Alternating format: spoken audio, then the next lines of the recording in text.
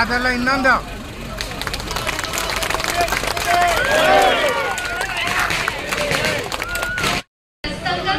ಕನ್ನಡ ರೈತ ಯುವಕರ ಸಂಘ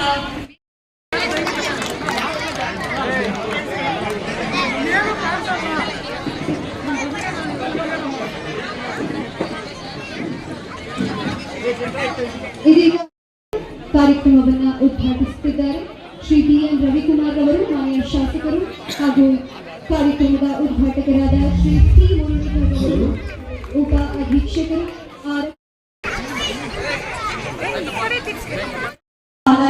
ಈ ಪುಸ್ತಕ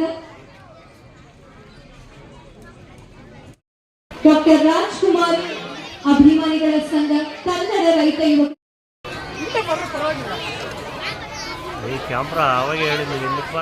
ಎಷ್ಟು ಜನ ಸ್ಟೇಟ್ಮೆಂಟ್ ತಿಂದಿರಿ ಕೈ ಎತ್ತಿ ನೋಡೋಣ. Wonderful sir. ನಮ್ಮೆಲ್ಲ ಸಾಹೇಬ್ರು ಇದ್ದಾರೆ. ನಮ್ಮ ದೇಶದಲ್ಲಿ ಯಾರನ್ನ ಕೇಳಿದ್ರೆ an apple a day keeps doctor Ravi ಅನ್ನೋರು. ನಾನು ಒಬ್ಬ ರೈತನ ಮಗನಾಗಿ ಆಯ್ತು ಈ ಚೇಪೆ ಹಣ್ಣೆ ನೀವೆಲ್ಲರೂ ಚೇಪೆ ಹಣ್ಣು ತಿನ್ಬೇಕು. ಅಜ್ಜಿ ಏನಾದ್ರೆ ಮಗ ತಿನ್ಬೇಡ ಕಣ್ಲೆ ಗೊಣ್ಣೆ ಸುಡುತ್ತದೆ ಅಂದ್ರೆ ಕೇಳಂಗಿಲ್ಲ. ಅಂಜನಪ್ಪ ಡಾಕ್ಟರ್ ಹೇಳಿದ್ದಾರೆ ದಿನಕ್ಕೊಂದು ಚೇಪೆ ಹಣ್ಣು ತಿನ್ಬೇಕು. ಒಂದು ಸೀಬೆ ಹಣ್ಣು, ಒಂದು ಚೇಪೆ ಹಣ್ಣು 6 ಆಪಲ್ಗೆ ಸಮಾನ. ನಾನು ಸರ್ಜನ್ ಹೇಳ್ತಿದ್ದೀನಿ, ನನ್ನ ಮಾತನ್ನು ನಂಬಟ್ಟು. ಎಲ್ಲೋ ಒಂದ್ ಕಡೆ ಚೇಪೆ ಹಣ್ಣು ತಿನ್ನೋದಕ್ಕೂ ಗೊಣ್ಣೆ ಸುರಿಯೋದಕ್ಕೂ ಗೋಕುಲಾಷ್ಟಮಿಗೂ ಇಮಾಮ್ ಸಾಹಿಬಿಗೂ ಇರೋ ಸಂಬಂಧ. ಹಳ್ಳಿ ಕಡೆ ಹೇಳ್ತಾರೆ ಎಮ್ಮೆ ದನಕ್ಕೆ ಜ್ವರ ಬಂದ್ರೆ ಎಮ್ಮೆ ಬರೆ ಎಳಿತಾರೆ ಅಂತ. ಗೊಣ್ಣೆ ಸುರಿಯುವ ಕಾಲದಲ್ಲಿ ಚೇಪೆ ಹಣ್ಣು ತಿಂತೆ. ಚೇಪೆ ಹಣ್ಣು ತಿನ್ನೋದ್ರಿಂದ ಗೊಣ್ಣೆ ಸುರಿಯಲ್ಲ. ಇದು ವಿಜ್ಞಾನ. ವಿಜ್ಞಾನವನ್ನು ನೀವು ಮಕ್ಕಳು ಚೆನ್ನಾಗಿ ಅರ್ಥ ಮಾಡಿಕೊಂಡು ನೀವೆಲ್ಲರೂ ಕೂಡ ಚೆನ್ನಾಗಿ ಊಟ ಮಾಡೋದು ಕಲಿಬೇಕು. ನಾನು ಗ್ಯಾಸ್ಟ್ರೋಂಟ್ರಾಲಜಿಸ್ಟ್ ಇದ್ದೀನಿ. ನಿಮ್ಮ ಆರೋಗ್ಯ ಚೆನ್ನಾಗಿರ್ಬೇಕಾದ್ರೆ ನಮ್ಮ ಹಿರಿಯರು ಎಷ್ಟು ಚೆನ್ನಾಗಿ ಹೇಳಿದ್ದಾರೆ ಅಂದ್ರೆ ಊಟ ಬಲ್ಲವನಿಗೆ ರೋಗವಿಲ್ಲ. ಅಕ್ಷರಶಃ ಸತ್ಯ. ದಯವಿಟ್ಟು ನಿಮ್ಮ ಮಕ್ಕಳಿಗೆ ಕರೆಕ್ಟ್ ಆಗಿ ಹೆಂಗ್ ಉಣ್ಣೋದು ಅಂತ ಹೇಳ್ಕೊಟ್ರೆ, ಇವತ್ತಿನ ಈ ಜಂಕ್ ಫುಡ್ಗಳನ್ನೆಲ್ಲ ಬಿಟ್ರೆ ಮಕ್ಕಳು ಅಮ್ಮ ಮಾಡಿದ ಅಡಿಗೆಯನ್ನು ನಾಜೂಕಾಗಿ ಉಣ್ಣೋದನ್ನು ಕಲಿಸ್ಕೊಟ್ರೆ ಈ ಮಕ್ಕಳೆಲ್ಲ ಪುಟಾಣಿಗಳ ಎಷ್ಟೋ ಚಂದಿದ್ದೀರಿ, 2 ಜಡ ಹಾಕೊಂಡು ಕೂತಿದ್ದೀರಿ. ನೀವು ಬೆಂಗಳೂರಿಗೆ ಬಂದ್ರೆ ಹೆಣ್ಮಕ್ಳೆಲ್ಲ ಕರಡಿಗಳ ತರ ತಿರುಗಾಡ್ತಾರೆ. ಅದಕ್ಕೆ ನಿಮ್ಮನ್ನು ನೋಡಿ ನಮ್ಮ ಭಾರಿ ಖುಷಿ. ನಮ್ಮ ಸಂಸ್ಕೃತಿಯನ್ನು ಕಾಪಾಡುವಂತ ಮಕ್ಕಳು. 76ನೇ ವರ್ಷಕ್ಕೆ ನಾವು ಸಂವಿಧಾನ ರಚನೆ ಆದಂತ ದಿನ ಇವತ್ತು ನವೆಂಬರ್ 26.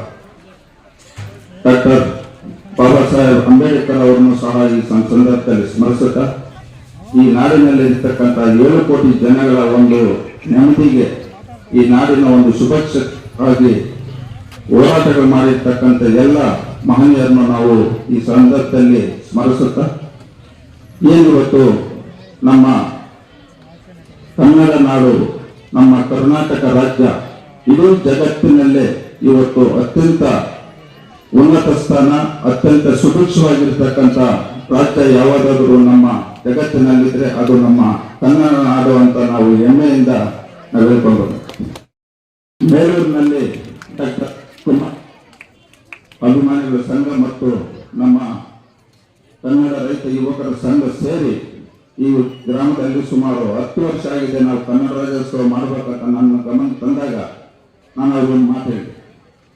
ಇವತ್ತು ಇಡೀ ಜಿಲ್ಲೆಯಲ್ಲಿ, ಇಡೀ ರಾಜ್ಯದಲ್ಲಿ ಶಿಲ್ಘಟ್ಟ ಶಾಸಕರು ಅಂದ್ರೆ ಯಾರಿಗೂ ಗೊತ್ತಾಗಲ್ಲ. ಮೇಲೂರು ರವಿಕುಮಾರ್ ಅಂದ್ರೇನೆ ಗೊತ್ತಾಗೋದು. ಈ ಮೇಲೂರಿಗೆ ಬಹಳಷ್ಟು ಇತಿಹಾಸ ಇರ್ತಕ್ಕಂಥ ಈ ಮೇಲೂರು ಗ್ರಾಮ 1952ರಲ್ಲಿ ಮಹಾರಾಜರು ಬಂದು ಈ ಗ್ರಾಮದಲ್ಲಿ ಪ್ರಾಥಮಿಕ ಆರೋಗ್ಯ ಕೇಂದ್ರವನ್ನು ಉದ್ಘಾಟನೆ ಮಾಡ್ತಕ್ಕಂಥ ಇತಿಹಾಸ ಇದೆ. ಅದೇ ರೀತಿ ಇವತ್ತು ನಮ್ಮ ಪ್ರಾಥಮಿಕ ಪ್ರೌಢ ಶಾಲೆ ಸಹ 1947ರಲ್ಲಿ ಪ್ರಾರಂಭ ಆಗಿದಂಥ ಒಂದು ಇತಿಹಾಸ ಇರ್ತಕ್ಕಂಥ ಗ್ರಾಮ. ಇವತ್ತು ಈ ಒಂದು ಗ್ರಾಮದಲ್ಲಿ ಏಕಕಾಲದಲ್ಲಿ 2 MLCಗಳು, ಒಂದು ನಮ್ಮ ನಂಜುಂಡಪ್ಪನವರು ಇನ್ನೊಬ್ರು ಮತ್ತು ನಮ್ಮ ಚನ್ನಪ್ಪನವರು ಏಕಕಾಲದಲ್ಲಿ MLCಗಳಾದಂಥ ಊರಿದು. ಇವತ್ತು ನಾವು ಈ ಒಂದು ಶಿಲ್ಘಟ್ಟ ವಿಧಾನಸಭಾ ಕ್ಷೇತ್ರದಲ್ಲಿ ಶಾಶ್ವತವಾಗಿ ಉಳಿತಕ್ಕಂಥ ಕೆಲಸಗಳನ್ನ ನಾವು ಮಾಡಬೇಕು. ಈ ಮೇಲೂರಿನಲ್ಲಿ ಹಲವಾರು ಅಭಿವೃದ್ಧಿ ಕೆಲಸಗಳಾಗಬೇಕು. ಅದಾದ್ಮೇಲೆ ಮಾಡೋಣ ಅಂತ ನಾನು ನಮ್ಮ ಸ್ನೇಹಿತರ ಗಮನ ತಂದೆ. ಆದರೂ ಅವರು ಮುಂದುವರೆದ್ಬಿಟ್ಟಿದ್ವಿ ಕಾರ್ಯಕ್ರಮ ಮಾಡಬೇಕಂತೇಳಿ. ಅವ್ರಿಗೂ ಸಹ ಎಲ್ಲರ ಪರವಾಗಿ ಎಲ್ರಿಗೂ ನಾನು ಈ ಸಂದರ್ಭದಲ್ಲಿ ಧನ್ಯವಾದ ಹೇಳ್ತಾ, ಇವತ್ತು ಈಗ ಒಂದು 50-60 ವರ್ಷದ ಮುಂದೆ ಹಳ್ಳಿಗಳಲ್ಲಿ ಟೂರಿಸ್ಟ್ ಟ್ಯಾಕ್ಸ್ ಅಂತ ಬರ್ತಿತ್ತು. ಆ ಟೂರಿಂಗ್ ಟ್ಯಾಕ್ಸ್ ನಲ್ಲಿ ಒಂದೇ ಒಂದು ಪ್ರಾಡಕ್ಟ್ ಇರೋದು, ಅದು ಬ್ರಿಟಿಷ್ ಕಾಲದ್ದು. ಅದೆಲ್ಲ ಕೆಟ್ಟೋಗ್ಬಿಟ್ರೆ ಯಾವ ತರ ಸೌಂಡ್ ಬರುತ್ತೆ ಅನ್ನೋದು ಮೊದಲು ಆ ರಾಜ್ಕುಮಾರ್ ಅವರನ್ನು ಮಾತಾಡಿದ ಒಂದು ಸಂಭಾಷಣೆ ಹೇಳ್ತೇನೆ. ಆ ಮೋಟರ್ ಕೆಟ್ಟೋದ್ರೆ ಹಾಗಾಗತ್ತೆ ಅನ್ನೋದು ಹೇಳ್ತೇನೆ ನೋಡಿ. ಇವೆಲ್ಲ ನೋಡಿದ್ರೆ ಸುದ್ದಿ ಸೇರಿದಾಗ ಹೀಗೆ ಜನ ಸೇರ್ಬಿಟ್ಟಿರ್ತಾರೆ. ಡಾಕ್ಟರ್ ರಾಜ್ಕುಮಾರ್ ಅವರು ನಾನು ಇಬ್ರು ಕಾರಿನಿಂದ ಬಂದಿರ್ತೀವಿ. ರಾಜ್ಕುಮಾರ್ ಅವರು ಕೇಳ್ತಾರೆ, ಏನಿದು ಇಷ್ಟೊಂದು ಜನ ಸೇರ್ಬಿಟ್ಟಿದ್ದಾರೆ, ಏನು ಹುಟ್ಟಬಲ್ಲ? ಅಲ್ಲಪ್ಪ ನಮ್ಮ ನಾಮಕರಣ ಬಾಲರಾಣ. ನಮ್ಮ ಡಾಕ್ಟ್ರು ಅಂತ ನನ್ನ ಕಡೆ ತೋರಿಸ್ತಾರೆ. ನಮ್ಮ ಡಾಕ್ಟರ್ ಚೆನ್ನಾಗಿ ಹಾಕ್ತಾರೆ ಅಂತ ಕೇಳಿದ್ದಾರೆ. ಅದಕ್ಕೋಸ್ಕರ ಅವರ ಸಂಗೀತ ಕೇಳಕ್ಕೋಸ್ಕರ ಇಷ್ಟು ಜನ ಸೇರಿಸ್ಬಿಟ್ಟಿದ್ದೀವಿ. ರಾಜ್ಕುಮಾರ್ ಪುಣ್ಯ ಪುಣ್ಯ ಪುಣ್ಯ ಮಾಡಿದ್ರು ಜನ. ಅದು ಹಿಂದೆ ಕರ್ನಾಟಕದಲ್ಲಿ ಮಳೆ ಬಂದು ಬರಗಾಲ ಬಿದ್ದಾಗ ಇವರು ಅಮೃತ ವರ್ಷರಾಗಲ್ಲ ಎಳೆದ್ರು ಸಂಭಾಷಣೆ. ಅದು ಮೋಟರ್ ಕೆಟ್ಟೋಗ್ಬಿಟ್ರೆ ಹಾಗೆ ಮುಂದಕ್ಕೆ ತಿರ್ಗಿ ಅದೇ ಡೈಲಾಗ್ಸ್ ಹೇಳ್ತೀವಿ. ಮೋಟರ್ ಕೆಟ್ಟೋಗ್ಬಿಟ್ರೆ ಹಾಗೆ ಇರ್ತದೆ. ನಾವು ರಾಜ್ಕುಮಾರ್ ಅವರು ಬರ್ತೀವಿ, ಅಲ್ಲಿ ಬಾಳೆಹಣ್ಣು ನಿಂತಿರ್ತಾರೆ. ರಾಜ್ಕುಮಾರ್ ಏನು ಇಷ್ಟೊಂದು ಜನ ಸೇರ್ಬಿಡ್ತಾರೆ, ಏನು ಗುಡ್ದಮ್ಮನ ಅಲ್ಲಪ್ಪ ನನ್ನ ನಾಮಕರಣ ಆಮೇಲೆ ಮೋಟರ್ ಕಟ್ಟೋದು ನಮ್ಮ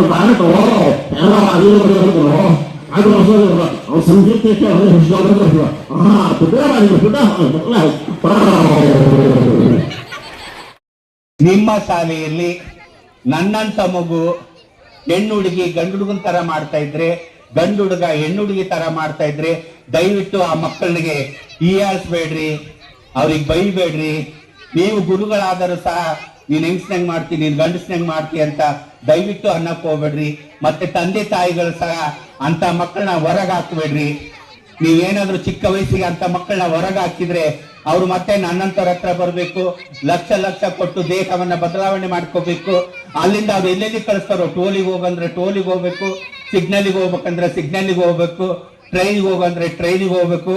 ಅದ್ರಾಗ ಹುಡುಗಿ ತರ ಅಂದ ಚಂದವಾಗಿದ್ರೆ ರಾತ್ರಿ ಹೊತ್ತು ಹೈವೇ ರೋಡ್ಗಳಲ್ಲಿ ಬ್ಯಾಟ್ರಿ ಹಿಡ್ಕೊಂಡು ಗಂಡಸರನ್ನ ಸೆಕ್ಸ್ ವರ್ಕಿಗೆ ಕರಿಬೇಕು.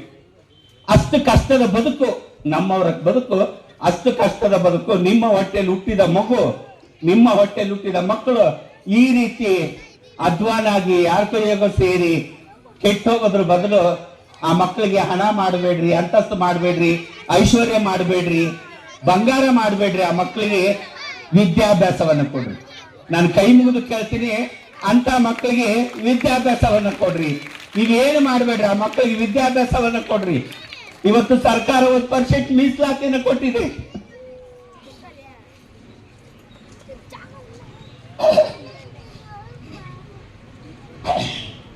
ಇವತ್ತು ಸರ್ಕಾರ 1% ಮೀಸಲಾತಿ ಕೊಟ್ಟಿದೆ. 3-4 ಜನ ನಮ್ಮ ಕರ್ನಾಟಕದಲ್ಲಿ ಟೀಚರ್ ಆಗಿದ್ದಾರೆ, 3-4 ಜನ ನಮ್ಮ ಕರ್ನಾಟಕದಲ್ಲಿ ಪೊಲೀಸರಾಗಿದ್ದಾರೆ. ಇಷ್ಟು ದಿವಸ ನಾವು ಹೊರ ರಾಜ್ಯದಲ್ಲಿ ಕೇಳ್ತಿದ್ವಿ, ನಮ್ಮ ಕರ್ನಾಟಕದಲ್ಲಿ 8 ಜನ ಸರ್ಕಾರಿ ನೌಕರಿಯನ್ನು ತಗೊಂಡಿದ್ದಾರೆ.